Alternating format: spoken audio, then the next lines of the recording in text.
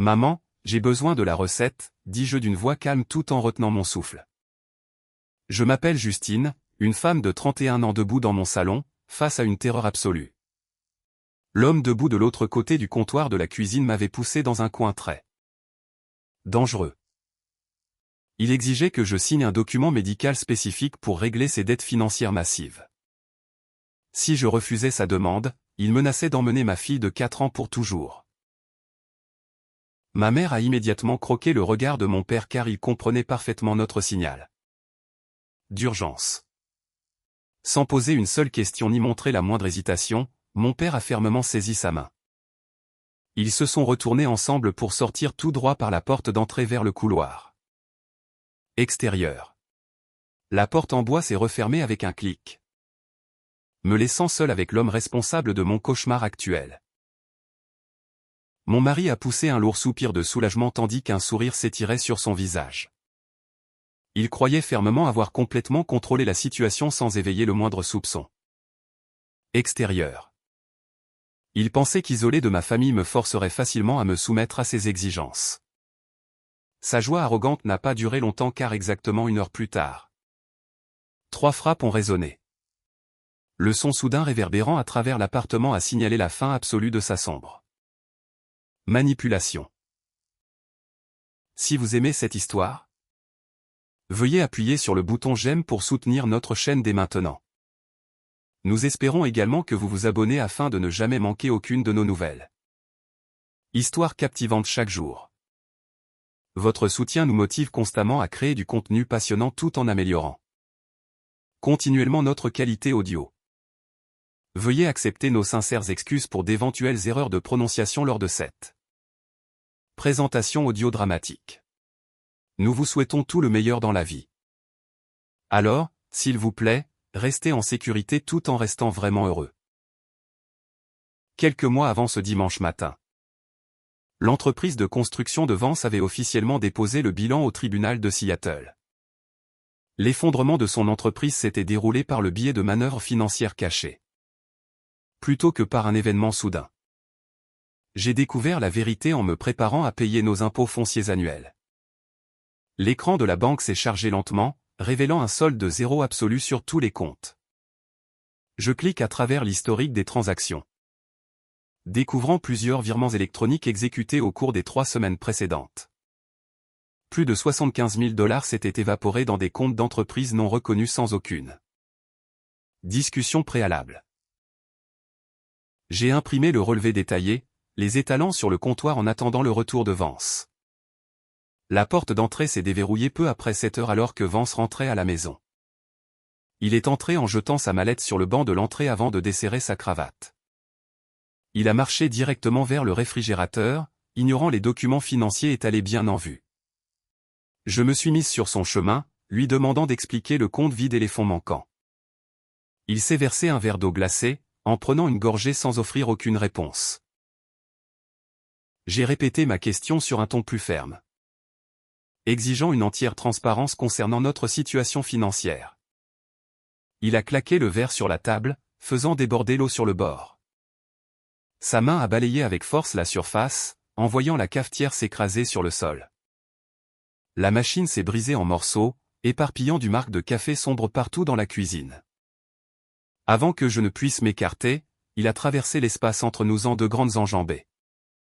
Il a saisi mes 2 épaules, me poussant en arrière jusqu'à ce que ma colonne vertébrale touche le mur. Sa poignée s'est resserrée douloureusement autour de mes bras, restreignant mes mouvements pendant qu'il me dévisageait de haut. Il m'a explicitement ordonné d'arrêter de fouiner dans ses affaires, affirmant qu'il détenait le seul droit de distribuer l'argent. Il m'a relâché brusquement, reculant pour me laisser seul au milieu des débris brisés. Cette action a marqué la frontière exacte où son hostilité verbale s'est transformée en intimidation physique. Au cours des jours suivants, Vance a désespérément cherché des sources de financement alternatives pour satisfaire ses obligations. Il a contacté des agents immobiliers pour tenter d'obtenir un prêt massif en utilisant notre appartement comme garantie. Il a planifié une consultation téléphonique avec un avocat immobilier dans l'espoir de tirer parti de l'espace que nous occupions. Je me tenais tranquillement dans le couloir près de son bureau à domicile, écoutant sa version de la conversation. L'avocat l'a explicitement informé qu'il ne détenait absolument aucune autorité légale pour hypothéquer ou vendre la propriété. L'appartement appartenait entièrement à un fonds en fiducie irrévocable établi par mon père, Walter, plusieurs années auparavant. Walter avait structuré la fiducie spécifiquement pour protéger mes actifs contre toute responsabilité externe ou dette conjugale.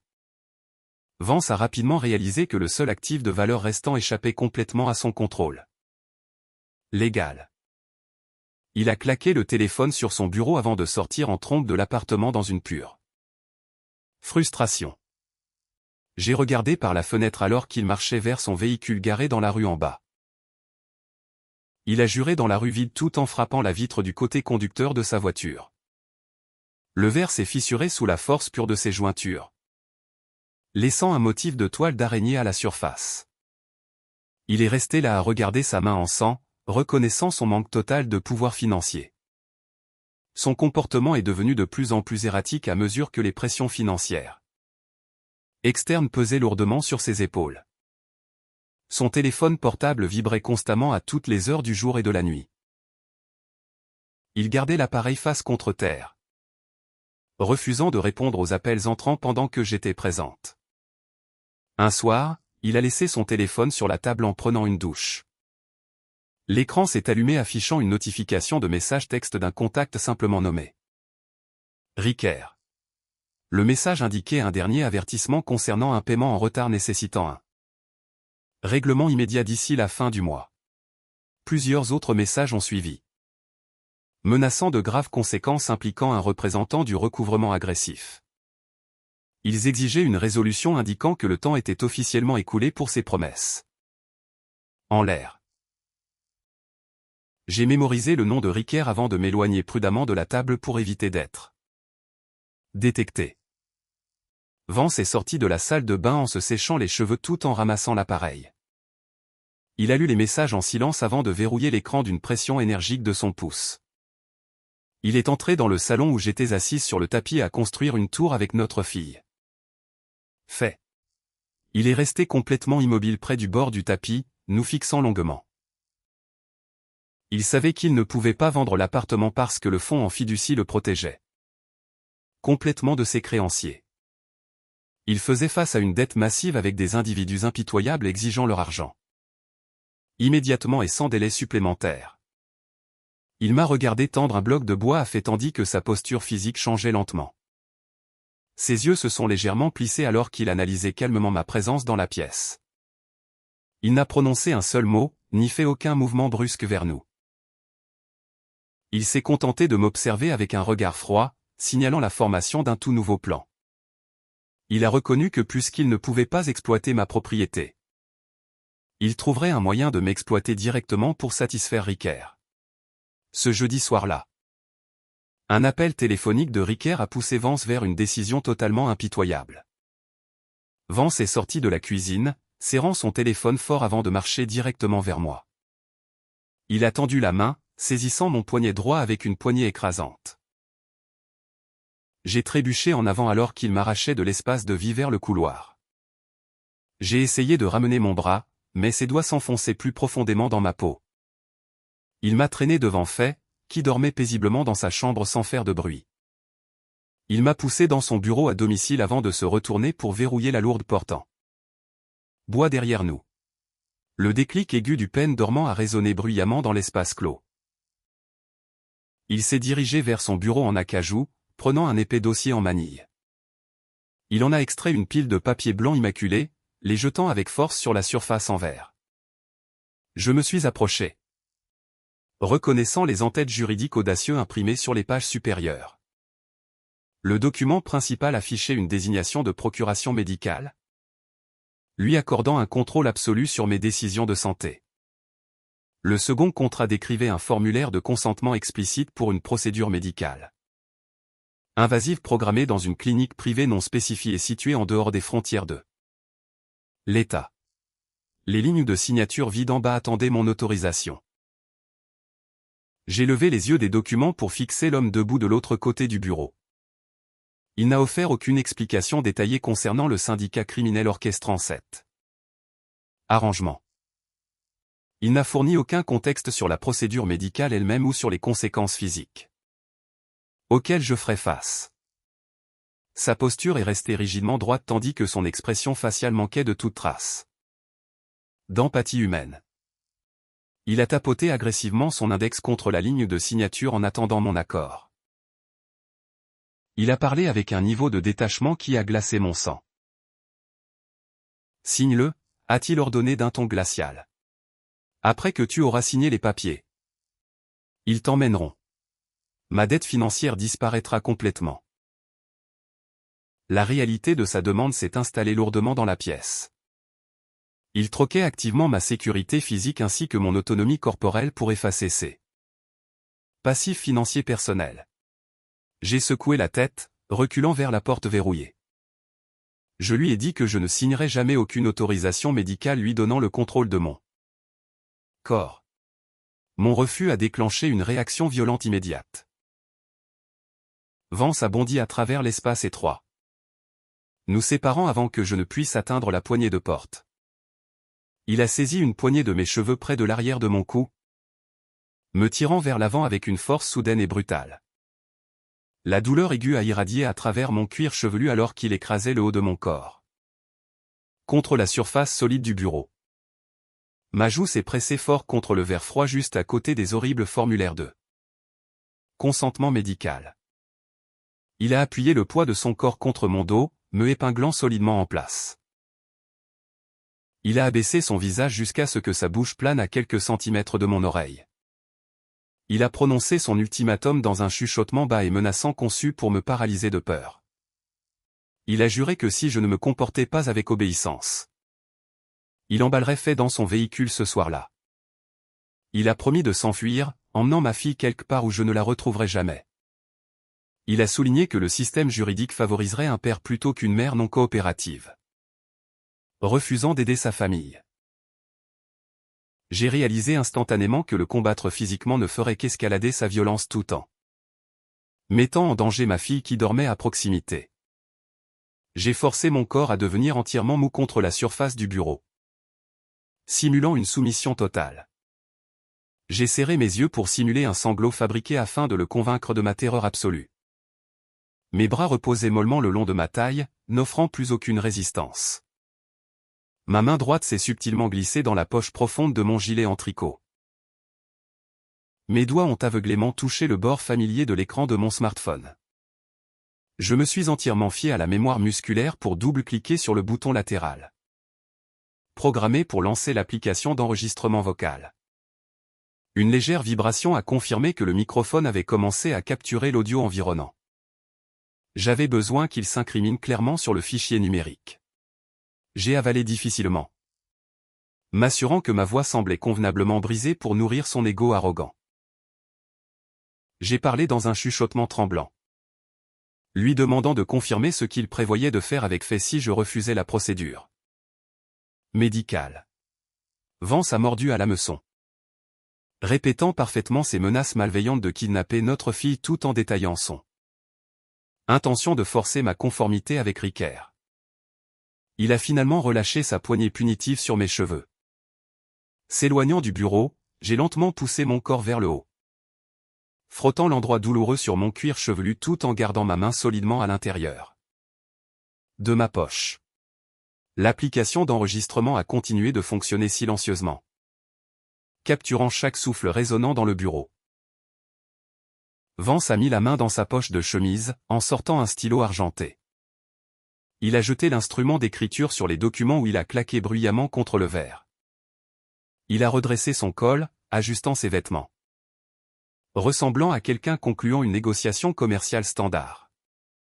Il m'a informé que mon temps était strictement limité. Il m'a accordé exactement 3 jours pour accepter ma réalité avant qu'un syndicat n'envoie une voiture pour venir me chercher. Il a déverrouillé la porte du bureau, laissant les papiers reposer à côté du stylo. Ses pas ont résonné dans le couloir alors qu'il s'éloignait sans me regarder. 3 jours plus tard, un dimanche matin, mes parents sont arrivés à l'appartement. Le système d'interphone fixé au mur a bourdonné bruyamment, résonnant dans le couloir silencieux. Vance a immédiatement abandonné sa position près des grandes fenêtres du salon. Il s'est précipité dans son bureau à domicile. Saisissant la pile épaisse de documents médicaux reposant sur le dessus de son bureau en bois. Il a poussé les papiers agressivement dans le tiroir du bas avant de tourner la clé en métal pour verrouiller solidement la serrure. Il a glissé la clé au fond de la poche de son pantalon, effaçant toute preuve visible de ses tentatives d'extorsion précédentes. Il a marché d'un pas décidé vers l'entrée, ouvrant la porte d'entrée pour révéler Walter et Janet debout dans le couloir. Un large sourire accueillant a complètement remplacé l'expression menaçante qu'il portait quelques instants auparavant. Il a étendu son bras droit, serrant fermement la main de Walter avant de proposer de prendre la veste légère que Janet portait sur ses épaules. Il a joué le rôle d'un mari attentif, les guidant parfaitement dans l'espace de vie ouvert. Il leur a posé des questions sur la circulation du matin tout en les dirigeant pour s'asseoir sur le canapé en tissu face à la télévision. Il s'est ensuite dirigé vers l'îlot de cuisine, annonçant son intention de préparer une nouvelle cafetière de son café noir spécial torréfié foncé.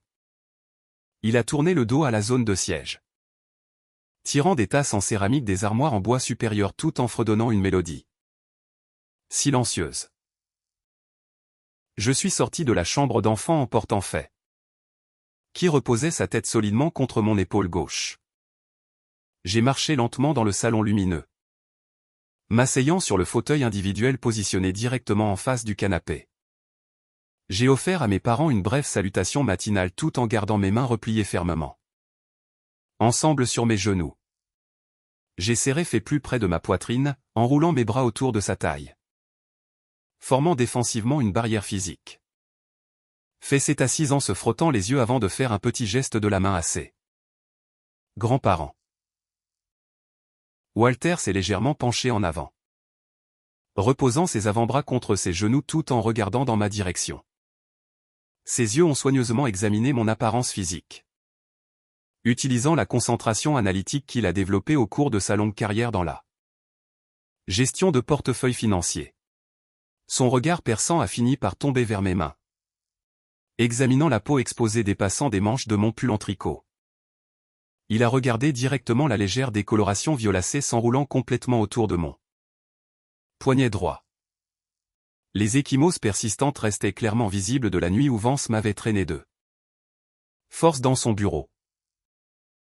Walter n'a pas écarquillé les yeux, ni fait aucun mouvement brusque, reconnaissant la blessure visible. Il a simplement reporté son regard vers mon visage, maintenant une expression complètement neutre pour éviter d'éveiller le moindre soupçon. Janet est restée parfaitement immobile à côté de lui, observant mon immobilité physique inhabituelle. J'engageais habituellement une conversation continue, les informant de faits, de l'apprentissage de nouveaux mots, ou leur posant des questions sur leurs activités hebdomadaires. Aujourd'hui, j'ai gardé la bouche fermée, fixant d'un regard vide les motifs géométriques tissés dans le tapis sous mes pieds. Elle a reconnu la tension anormale éradiquant de ma posture rigide, sachant instantanément que quelque chose n'allait pas profondément au sein de notre foyer. Vance est resté debout au comptoir de la cuisine avec son dos toujours complètement tourné vers nous. La machine à café a sifflé bruyamment alors que l'eau bouillante commençait à s'égoutter à travers les grains torréfiés noirs, remplissant la pièce d'un arôme fort. Il a atteint le récipient à sucre en verre, ramassant une petite cuillère en métal pour mesurer l'édulcorant dans les tasses en attente. Le son continu du métal frappant la céramique a fourni la couverture auditive exacte dont j'avais désespérément besoin pour faire mon mouvement. J'ai levé le menton, retirant mon regard des planches du plancher. J'ai verrouillé mes yeux directement sur Walter, m'assurant qu'il gardait mon attention absolue et inébranlable. J'ai ensuite déplacé mon regard vers Janet, assise juste à côté de lui sur les coussins du canapé. J'ai pris une lente inspiration, contrôlant le volume de ma voix pour qu'elle semble entièrement conversationnelle, empêchant Vance de détecter toute panique. « Maman ? J'ai besoin de la recette. » ai-je dit d'une voix calme. La phrase prononcée est restée en suspens dans l'air pendant une fraction de seconde entre nous. Walter a tourné légèrement la tête, attrapant Janet en train d'échanger un rapide regard complice avec lui. Ils ont établi un accord tacite reconnaissant immédiatement la phrase de code spécifique sans exiger aucune explication supplémentaire. Nous avions créé ce protocole d'urgence précis il y a des années, établissant une limite claire pour les situations hautement dangereuses où parler ouvertement pouvait déclencher la violence. Il comprenait parfaitement que poser des questions de clarification ne ferait qu'intensifier la menace cachée existant entre les murs de l'appartement. Ils n'ont pas exigé de savoir ce qui s'était passé ou de confronter directement Vance au sujet des ecchymoses. Leur départ immédiat était le seul moyen d'assurer notre sécurité physique sans provoquer une réaction imprévisible de l'homme debout à proximité. Ils ont reconnu ma déclaration comme un appel direct pour qu'ils évacuent immédiatement les lieux, afin d'obtenir l'intervention des forces de l'ordre extérieur. Walter a placé ses mains fermement sur ses genoux, se levant du canapé en un seul mouvement fluide. Janet a reflété son mouvement exact, se levant à côté de lui tout en saisissant fermement la poignée en cuir de son sac à main. Walter a ajusté le col de sa chemise, regardant au-delà de moi vers la zone de la cuisine où mon mari se tenait. « Nous devons y aller maintenant », a déclaré Walter d'un ton plat, manquant de toute excuse polie. Il a placé sa main doucement contre Janet, la guidant vers l'entrée qu'il venait de traverser quelques minutes plus tôt. Vance s'est retourné en tenant 2 tasses fumantes, ayant l'air sincèrement surpris par leur départ soudain du salon. Il s'est avancé en demandant s'ils voulaient prendre le café et les tasses de voyage avant de reprendre la route pour rentrer chez eux. Walter a simplement secoué la tête, ouvrant la porte d'entrée tout en refusant l'offre sans fournir de raison spécifique pour son départ. Vance s'est arrêté de marcher, posant les 2 tasses chaudes sur la table à manger. Il a regardé la porte se fermer avant de reporter son regard sur moi assise en silence dans le fauteuil. Au moment où la lourde porte en bois s'est refermée avec un clic, Vance a immédiatement éclaté d'un rire retentissant. Il croyait que le départ soudain m'avait laissé complètement isolé à l'intérieur de l'appartement. Il s'est détourné de la table à manger, jetant le contenu des 2 tasses en céramique dans l'évier en acier inoxydable. Il a jeté les tasses sur l'égouttoir, les laissant s'entrechoquer bruyamment. Il s'est appuyé contre le comptoir en granit, se moquant de Walter et de Janet pour leur apparente lâcheté. Il m'a délibérément taquiné sur le fait que mes parents abandonnaient leur fille au premier signe de tension conjugale. Il a écarté les grands bras, déclarant que personne ne venait pour intervenir ou me sauver. Il s'est éloigné du comptoir, s'approchant du fauteuil où je restais assise. Il a pointé un doigt ferme vers mon visage, me rappelant que la date limite précédente avait officiellement expiré aujourd'hui. Il m'a ordonné de me lever immédiatement.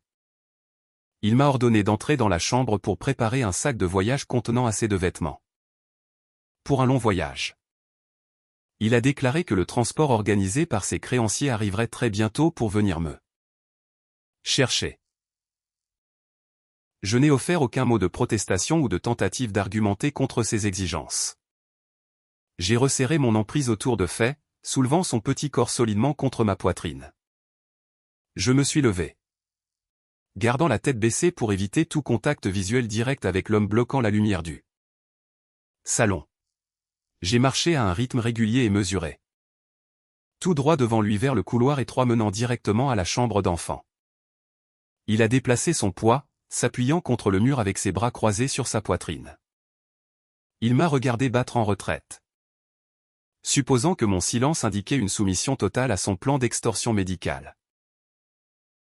J'ai franchi le seuil de la chambre, poussant fermement la porte pleine dans son cadre. J'ai tendu la main vers le loquet à pouce en laiton, le tournant jusqu'à ce que le pêne dormant interne se verrouille solidement dans la gâche avec un lourd bruit sourd métallique. J'ai déposé Faye délicatement au centre de son matelas, lui tendant une peluche préférée pour l'occuper. Je me suis reculé, appuyant ma colonne vertébrale contre la porte verrouillée avant de plonger profondément dans ma poche. J'ai récupéré mon smartphone, déverrouillant l'écran à l'aide de mon code. Je me suis dirigé directement vers l'application d'enregistrement vocal. Accédant au fichier audio caché capturé lors de sa violente explosion de jeudi soir. J'ai ouvert l'application de stockage en nuage familial crypté installée spécifiquement par mon père. Pour le partage sécurisé de documents. J'ai sélectionné le fichier audio. En appuyant sur l'icône de téléchargement pour transférer la preuve numérique directement dans son dossier administratif privé. J'ai regardé les chiffres du taux de transfert de données fluctuer sauvagement. J'ai fixé intensément l'écran lumineux. Regardant la barre de progression bleue avancer sur l'affichage jusqu'à atteindre 100%. Une minuscule coche verte est apparue, confirmant la transmission réussie des données critiques. En bas, dans le parking souterrain sous notre immeuble. Mes parents attendaient à l'intérieur de leur berline verrouillée. Je savais que Walter gardait son appareil mobile permanent synchronisé avec le réseau familial. Sécurisé, recevant une notification instantanée dès que mon fichier atterrissait dans le système. Il a ouvert le dossier numérique. En appuyant sur lecture pour examiner la preuve soumise par le biais du système audio du véhicule. La voiture s'est remplie de l'audio glacial de Vance exigeant agressivement ma signature sur les documents médicaux illicites. Walter a entendu les bruits indéniables de lutte physique impliquant mon corps écrasé contre le bureau, suivi par les menaces verbales explicites de kidnapper sa jeune petite fille. Il a coupé le moteur, serrant fermement le volant. Il n'a pas hésité après avoir entendu l'extorsion enregistrée. Il a décroché son téléphone, composant le numéro d'urgence de la police de Seattle. Il s'est identifié clairement en signalant une situation critique de violence domestique impliquant une mise en danger immédiate d'enfants ainsi qu'une grave coercition physique. Il a fourni notre numéro d'appartement exact, demandant une intervention policière urgente pour empêcher un enlèvement. De retour à l'intérieur de la chambre d'enfant verrouillée. Je me suis lentement laissé glisser le long de la surface de la porte jusqu'à m'asseoir à plat sur le sol recouvert de moquettes. J'ai ramené mes genoux contre ma poitrine, enroulant mes bras autour de mes jambes pour stabiliser ma respiration. J'ai gardé les yeux fixés entièrement sur Faye jouant tranquillement avec ses blocs de construction. Sur le lit. Ignorant le danger croissant qui nous entourait. J'ai pressé mon oreille contre les panneaux de bois peint. Écoutant attentivement les sons étouffés filtrant de l'espace de vie principal. J'ai entendu le lourd bruit sourd des pas de Vance faisant les 100 pas sur les parquets en bois. Dans une boucle continue. J'ai suivi ses mouvements alors qu'il ouvrait une armoire en verre. Récupérant une bouteille d'alcool. J'ai entendu le cliquetis distinct de la glace tombant dans un verre. Il s'est versé un verre. Entièrement convaincu que son sombre plan se déroulait impeccablement selon son horaire. Il a continué à faire les 100 pas sur la longueur du salon. Ignorant qu'un piège juridique s'était déjà refermé autour de lui. Je suis resté parfaitement immobile dans le coin de la pièce sombre, retenant mon souffle. Je me suis assise sur le sol, attendant patiemment que l'intervention inévitable arrive à notre porte d'entrée. Exactement 1 heure après le départ de mes parents. 3 coups rapides ont résonné bruyamment contre le bois massif de notre porte d'entrée. Le bruit soudain a brisé le silence continu s'installant sur l'appartement. Vance a cessé de faire les 100 pas sur le tapis du salon. Posant son verre de liqueur à moitié vide sur la table en verre la plus proche. Il a marmonné plusieurs plaintes acerbes sous sa cape tout en lissant le devant de sa chemise. Il supposait que Walter avait simplement oublié un effet personnel comme un parapluie ou une veste. Lors de son départ précipité plus tôt ce matin-là. Il a marché avec assurance vers l'entrée sans prendre la peine de regarder par le judas de sécurité. Pour vérifier le visiteur. Il a saisi la poignée en laiton. Déverrouillant le pêne dormant tout en tirant le lourd panneau vers l'intérieur d'un mouvement rapide. Il a préparé un accueil hautement sarcastique.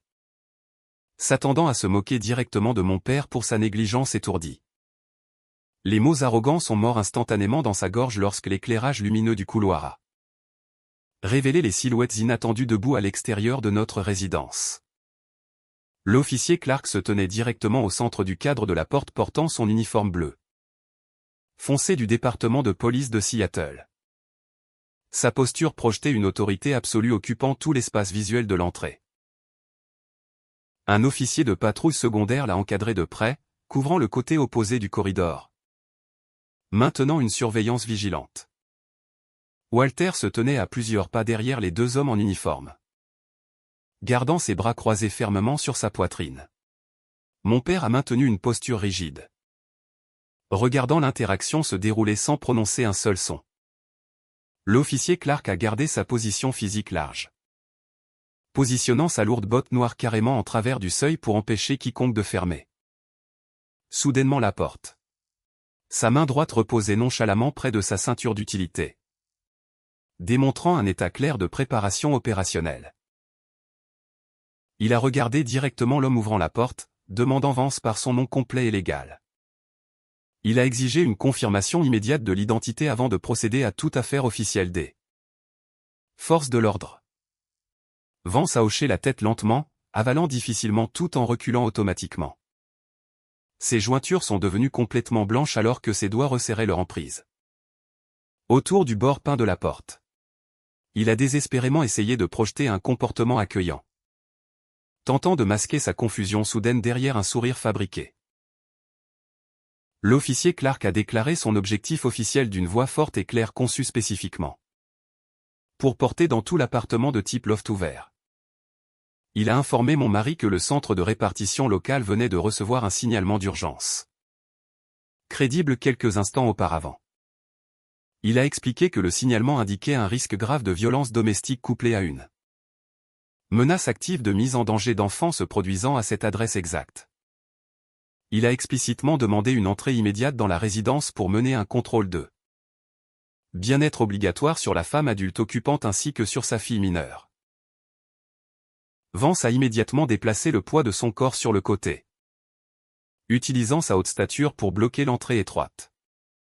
Il a levé les mains dans un faux geste apaisant, insistant sur le fait qu'un énorme malentendu s'était malheureusement produit impliquant ses beaux-parents surprotecteurs.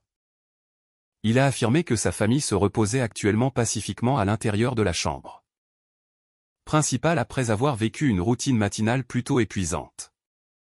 Il a fermement suggéré que les officiers devraient revenir à un moment plus pratique tout en refusant de s'écarter ou d'accorder l'accès.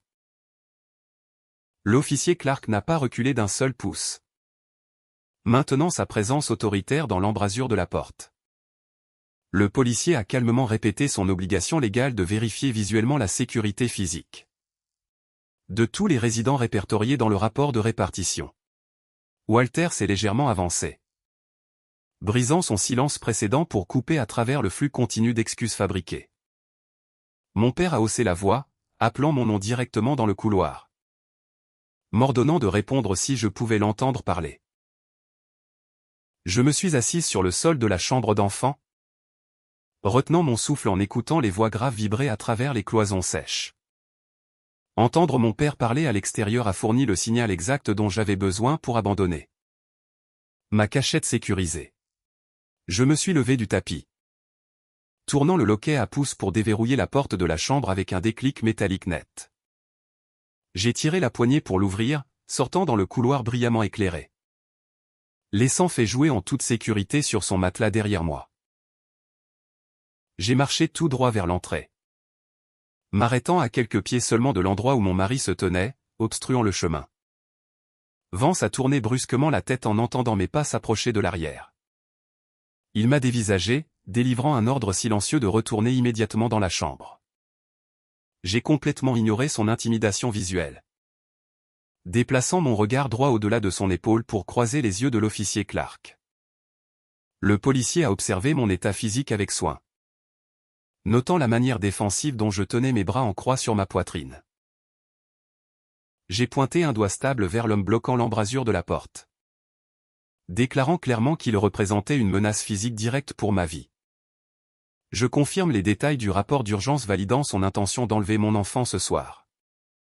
J'ai tenu bon en regardant les agents en uniforme tout en exigeant leur protection policière immédiate. lorsque chaque excuse fabriquée s'est complètement effondrée autour de lui. Une panique absolue s'est engouffrée directement dans son cerveau. Vance a réalisé instantanément qu'il avait perdu tout contrôle sur le faux narratif qu'il avait construit quelques instants auparavant pour tromper les autorités. Il m'a dévisagé, pointant mon doigt d'un air accusateur. Reconnaissant que son plan d'extorsion soigneusement planifié se dénouait rapidement. Sa respiration est devenue rauque tandis que ses yeux fuyaient frénétiquement autour de l'entrée enclose, cherchant une voie d'évacuation. Il a déplacé son regard vers le couloir menant plus profondément dans l'appartement. Il savait que fait rester hautement vulnérable à l'intérieur de la chambre d'enfant non verrouillée. Jouant tranquillement sur son matelas. Il a décidé de tirer parti de sa sécurité pour forcer un face-à-face. Il a complètement ignoré les deux policiers en uniforme debout juste derrière lui sur le seuil. Ouvert. Il a pivoté sur ses talons, faisant tourner son grand corps avec un mouvement explosif soudain. Il a bousculé son chemin devant la table basse du salon. Sprintant directement dans le couloir vers notre fille. Il avait l'intention d'enfreindre la chambre. Saisissant fait pour l'utiliser comme bouclier physique contre les officiers armés entrant dans l'appartement. J'ai jeté mes bras grands ouverts, essayant de bloquer son chemin. Mais il m'a poussé de côté avec force, faisant heurter mon épaule contre la cloison sèche. Walter a crié fort depuis l'entrée, s'avançant pour intervenir. Mais les policiers ont été beaucoup plus rapides. L'officier Clark a réagi instantanément à l'escalade soudaine. Priorisant la sécurité de l'enfant mineur situé plus loin à l'intérieur de la résidence. Le policier est entré pleinement dans l'appartement, criant un ordre verbal assourdissant. Il a ordonné au suspect en fuite d'arrêter immédiatement de bouger ou de faire face à de graves conséquences. Vance a refusé de se conformer à la directive légale. Poursuivant sa course désespérée vers la porte de la chambre d'enfant. Le bruit lourd de ses bottes frappant le parquet en bois a résonné bruyamment à travers l'espace. Ouvert. L'officier Clark a reconnu le danger imminent direct posant une menace directe pour fait. Le policier a contourné son arme à feu létale. Atteignant directement le tasé jaune vif fixé solidement sur le côté gauche de son ceinturon de service. Il a dégainé l'arme de contrôle électronique. La nivelant carrément au centre de la masse de l'homme en fuite. Il a tiré sur la détente. Déchargeant deux sondes métalliques reliées par de minces fils conducteurs s'étendant à travers la distance. Le bruit sec et claquant du déploiement a rempli toute la pièce. Les sondes se sont ancrées solidement dans le tissu épais de la chemise. Couvrant la zone du haut du dos. Un fort courant électrique a pulsé rapidement à travers les fils.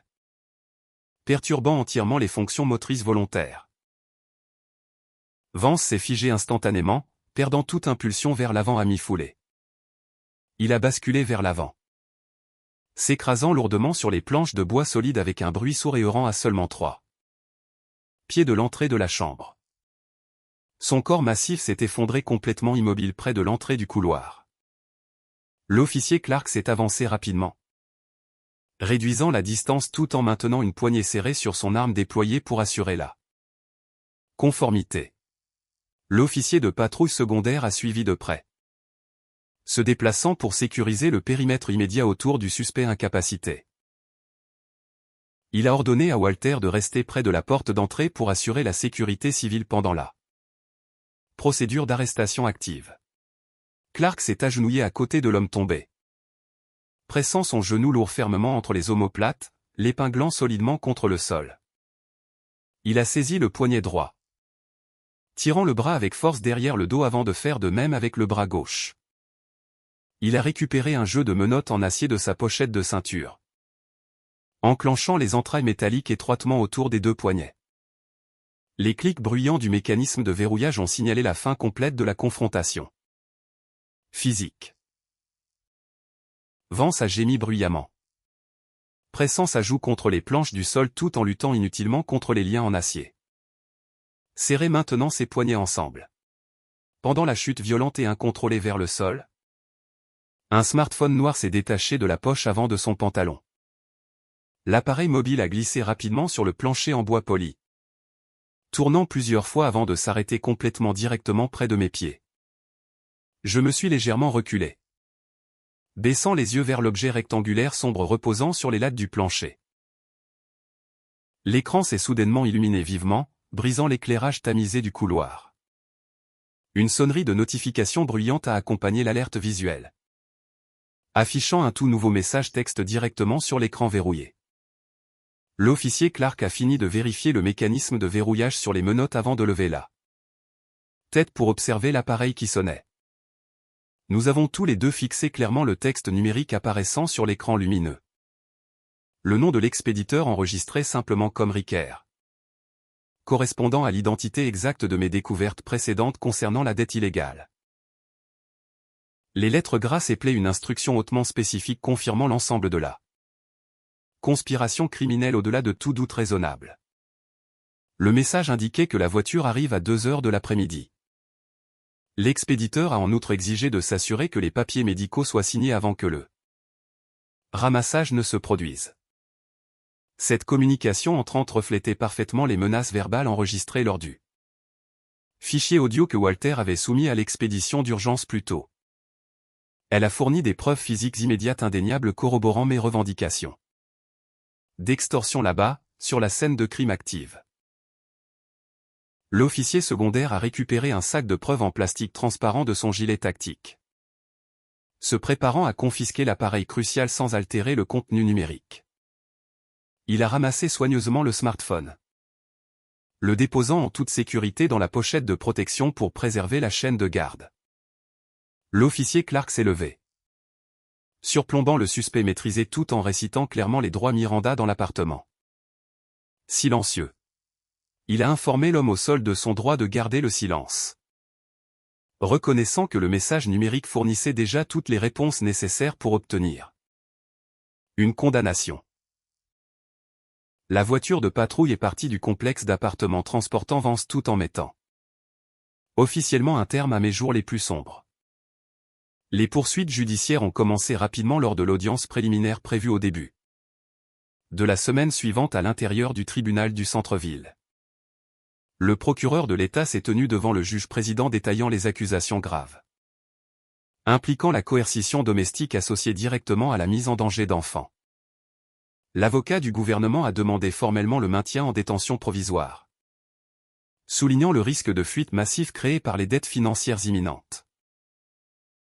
Le procureur a présenté les menaces documentées d'enlèvement d'un enfant mineur, démontrant un danger continu clair pour ma famille.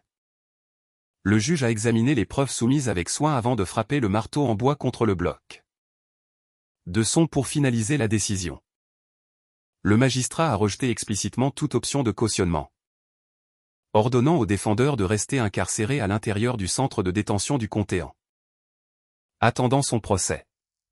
Vance est assis à la table de la défense portant un uniforme standard, fixant d'un regard vide la surface en bois poli sans recevoir le moindre regard sympathique de la galerie. Il a réalisé que ces tactiques manipulatrices n'avaient aucun pouvoir à l'intérieur d'une salle d'audience régie par des règles de preuve strictes.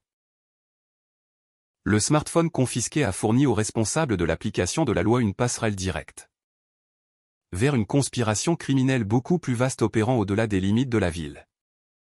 Les détectives ont extrait les messages textes numériques envoyés par Ricker, correspondant aux horodatages exacts de mon enregistrement audio crypté stocké en toute sécurité sur le serveur en nuage.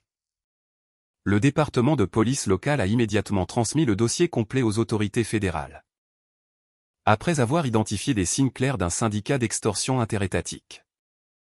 Les enquêteurs ont lancé une opération généralisée ciblant les procédures médicales illégales mentionnées lors de la confrontation enregistrée à l'intérieur du bureau à domicile.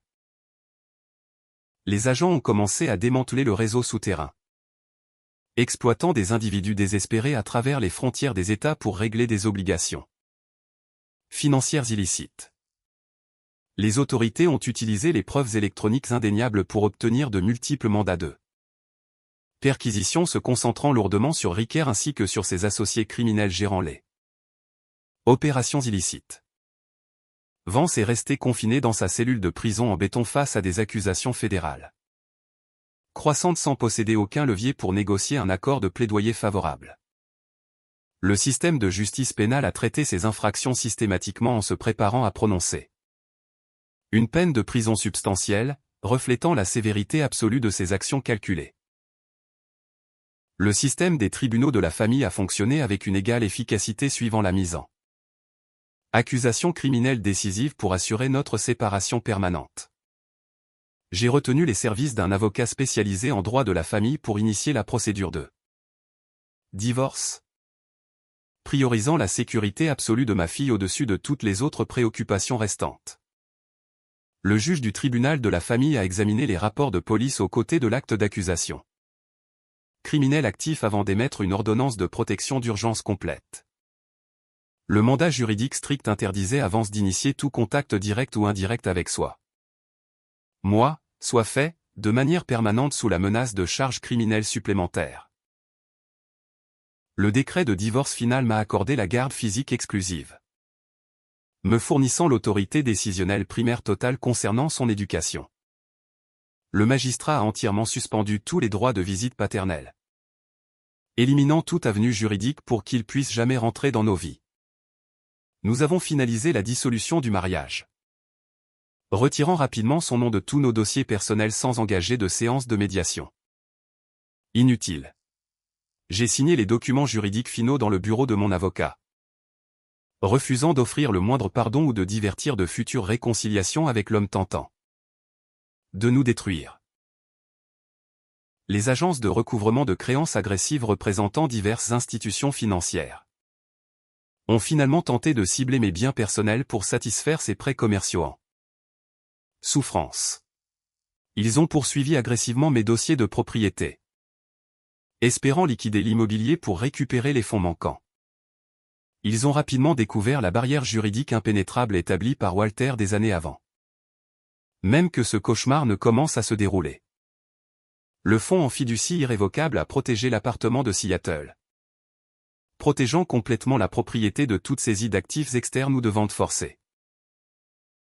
La structure juridique étanche a garanti que ces échecs financiers massifs restaient exclusivement son propre fardeau lourd à porter dans sa cellule de prison.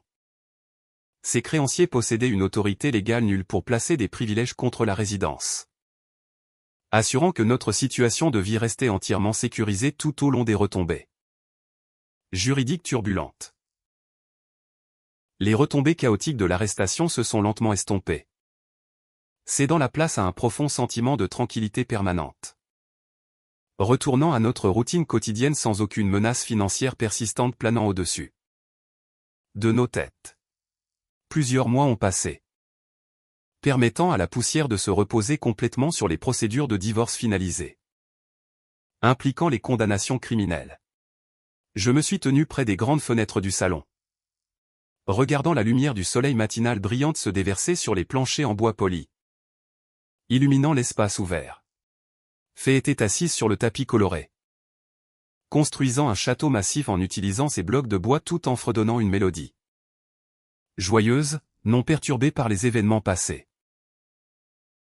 Le lourd parfum de café torréfié foncé dérivait de l'îlot de cuisine où mes projets de design graphique étaient étalés proprement, attendant mon attention indivisible. J'ai regardé ma fille jouer sans ressentir aucune anxiété persistante serrant ma poitrine ou me forçant à surveiller constamment la porte d'entrée. Nous avons récupéré notre sanctuaire sûr, bannissant les ombres projetées par sa présence oppressive pour toujours. Le cauchemar s'est conclu complètement, nous laissant embrasser une toute nouvelle vie définie entièrement par la liberté absolue à l'intérieur de notre maison protégée.